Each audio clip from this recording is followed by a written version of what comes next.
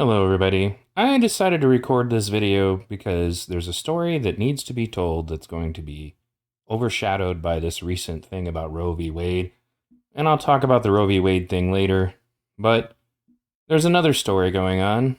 And in order to understand it, I'm going to have to play a little bit of this video here and go over some other tweets with you.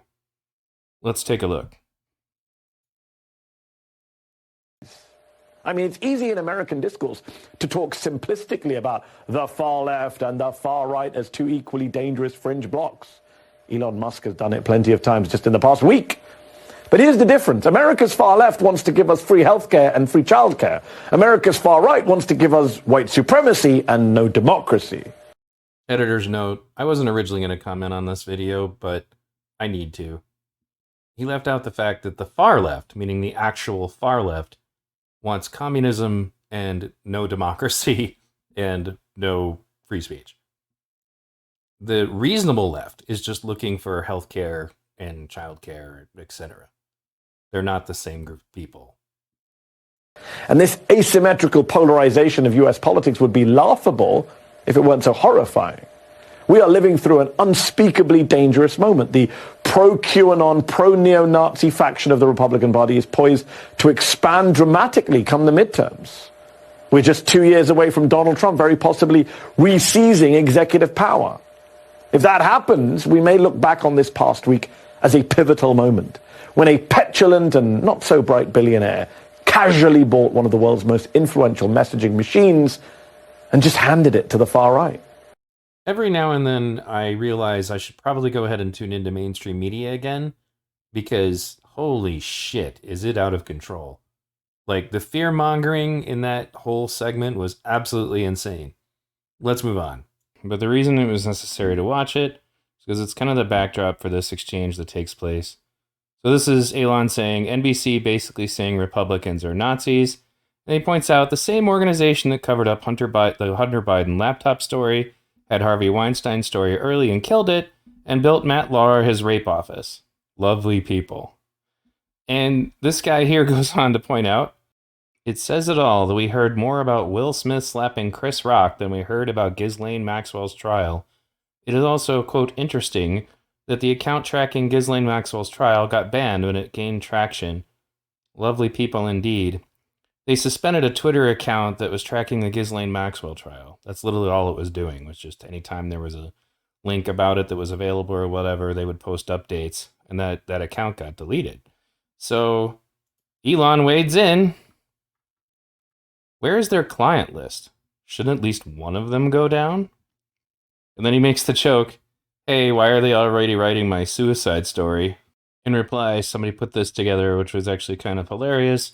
When he said, hey, why are they already writing my suicide story? You have a foreshadowing of Hillary Clinton behind what he said. And this is only funny because it's true.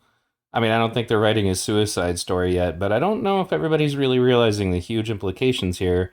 This is a guy who just bought one of the biggest social media platforms in existence, and he's openly talking about the Epstein trial and specifically calling out the people who did not cover it and did not prosecute the people on the client list. That's actually kind of enormous, and I have a feeling that this story is not going to get talked about for the same reasons why they would have, used the algorithms to prevent anybody from seeing things like this in the past. But they don't do that anymore, because this guy owns the platform. So in response to Elon bringing up the client list and why they aren't going after anybody that's on it, somebody, I'm assuming another one of the leftists who've been desperately going after him in any way that they can, says, let's start with you. And he says, that's a Vanity Fair party, and she photobombed me in the background. But you know that already, don't you? And what's important about this is that if he was on the client list, he wouldn't be bringing it up on Twitter, on which he has hundreds of thousands of followers. He wouldn't want to talk about this topic at all. So further along in that conversation, somebody defends Elon and says, Elon doesn't know Ghislaine Maxwell at all. She photobombed him once at a Vanity Fair party in 2014. The real question is why Vanity Fair invited her in the first place. To which Elon replied, that is exactly the question.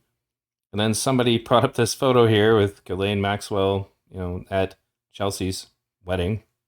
To be invited to a person's wedding, you should know that person really well. So here's Maxwell at Chelsea Clinton's wedding. So if there's anybody who'd be concerned about this, it's not Elon Musk. At least not so far as not wanting the story to come out. So, in reply to somebody in a different part of Elon's Twitter saying, this is a representative, I'm assuming, from Congress, it says, it's not a coincidence the White House launched its Ministry of Truth immediately after Elon Musk bought Twitter and backed free speech. To which Elon said, as I was saying, and it shows 2022, here we go. It's a guy getting ready to flick a tiger's balls.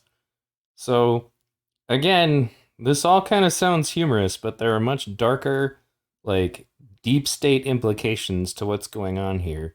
Elon Musk bought Twitter, and it's clear that, well, again, Elon Musk is super wealthy and not necessarily somebody I trust. In a way similar to Donald Trump, they can't control him, and that's the reason why they're panicking. If he was really on the same side as the establishment and everything, they wouldn't be talking about this, but they are. And it's because they're afraid that he's going to do something that they can't control. That's the same reason why they went after Trump, because they knew they couldn't control him. So somebody on a different article put this together. I'm going to go and share it. Now, I was just Googling this and stumbled on this because I was curious if anybody else was covering this. And there are a couple of people that were, but it wasn't anybody big. This conversation is not getting picked up.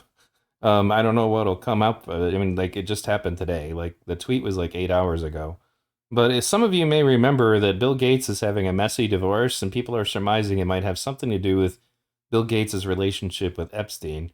And so these people are suggesting that it's possible that Elon Musk is in a feud with Bill Gates, and that might be part of the reason why they're bringing up the client list.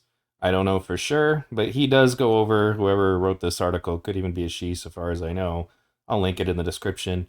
This conversation, literally the one that I just went over you with, that took place on Twitter about 8 to 9 hours ago. So that's one of the reasons I wanted to cover this. I'm sorry I didn't cover it earlier. I was kind of in the middle of a procedure, and we'll get back to that later. But anyway, let's move on. I don't know if I can state how deeply profound this is enough.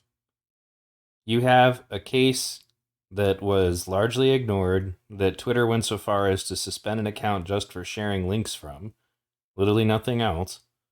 And then you have this guy who has an enormous platform that he now owns, openly questioning why they didn't prosecute the client list, meaning a list of people that Maxwell and Epstein helped, basically rape young children. Why are they not being prosecuted? As Elon pointed out, shouldn't at least one of them go down? This is something that the mainstream media and social media has been desperately trying to prevent people from talking about. I think like the only major, well, I say major in YouTube sense, outlet that continues to cover this is Sagar and Jati on Breaking Points. But nobody else talks about it. This trial just disappeared. It also, couldn't be covered in the more general ways, but it's because it's a federal trial, they couldn't put cameras in. But, anyway, Good Logic covered it, but that's really it. Nobody else wanted to talk about this. And now Elon Musk, a person with an enormous platform, just openly said, why are we not prosecuting any of the clients? And who are those clients? Well, there's people like, the British royal family, the Clintons, etc. on that list. So, funny thing is, Elon's taken a big risk here. So in Before It's News, Elon Musk did not kill himself. Thanks for listening. Hey guys, like and subscribe and ring the bell. And don't forget to go to my website, v-radio.us, where you can find me on my other mediums, because I'm also on Odyssey, BitChute, Rumble, etc. You can also check me out on social media to actually be sure that you get notified when I put out new content. I'm still looking for supporters on Patreon or PayPal, especially now. I'll go into more detail about what's going on with my health in a different video. Thanks again for tuning in.